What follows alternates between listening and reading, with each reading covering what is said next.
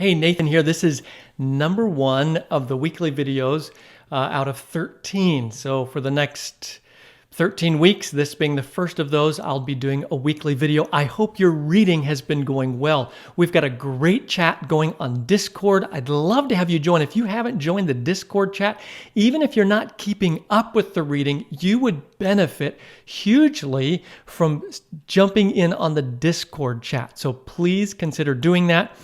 Also, we'll be including a Discord invite for you. If you have any trouble getting onto Discord, please email me. I also wanted you to know that, in an effort to help everybody keep up to pace, because I know it's challenging. Some of you are doing just fine. Some of you are struggling. I remember what it was like the first time I did the 90-day read. It was tough. One of the reasons I've been promoting it so strongly is because it's powerful. It's hard, especially the first time through. You're cramming so much information in, but it's a huge blessing when you get the whole picture and kind of get to the end of the journey. It really, stuff really stands out. So in order to help you kind of keep the pace, I'm doing a summary video for each of the 90 days. And those are available as podcasts and available on our YouTube channel, our church YouTube channel. I will keep producing those through the entire 90 days. And what they're intended to do is, if you miss a day, they're intended to allow you to get the basic synopsis highlights from the previous day's reading, and so that you don't have to slow down and try to catch up. You can just start with the current day's reading and use the shorter synopsis to kind of bridge between where you last read and where you are currently. And so I would encourage you to use the synopsis instead of trying to get caught up or feel like you're stuck way behind.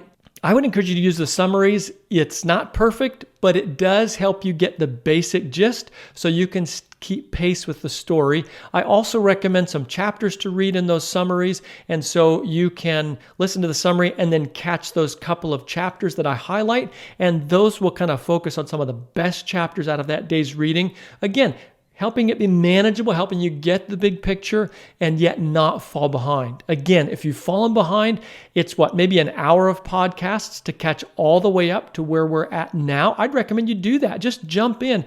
Whether you've started, whether you've already fallen behind, don't worry about it. Keep the pace. Use the podcasts, the video, if that's helpful to you.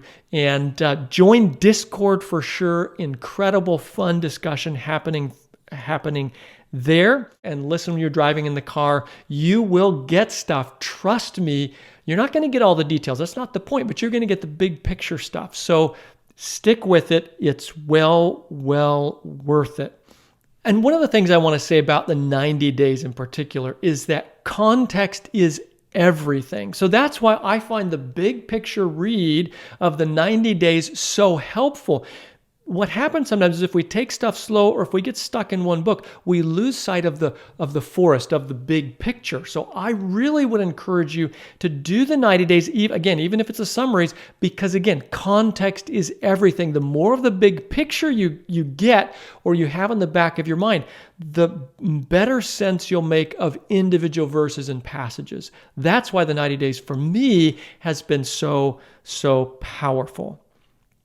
By the way, sometimes only one thing will stick out on a day's reading. You may literally be bored to death or totally confused or think nothing's hitting home except for one thing in a reading. Could be something really simple, but those little things add up to something big and beautiful. Finally, I'm going to put this in the email next Monday, but I'm going to say it now. This is a saying from Ty Gibson I just heard recently, and I think it's a fantastic motto, and that's this: when in doubt, pan out. In other words, when something in the Bible doesn't make sense, pan out and get the big picture. That's again what the 90 days is about. It's about that big context that helps put everything else in clear context. Again, when in doubt, when something's confusing or puzzling, pan out, get the big picture, use the big picture to solve the smaller pieces. Sort of like looking at the picture on the puzzle box to know where a specific piece goes. That's all I've got for today. Listen, don't stop. Keep going. I don't care. Again, if you haven't started yet, if you're having trouble keeping up, use the summaries, use audio, use the little headings, chapter headings and subheadings in your Bible. Skim those. Whatever you do, just keep in the story however you can. It's so worth it. God bless you. You'll hear from me again on Sunday morning, with an email. You will also get a Zoom invite to Friday night's Zoom discussion. You'll get that Zoom invite on Friday. So be looking for it. God bless you again. Thank you for being part of the journey.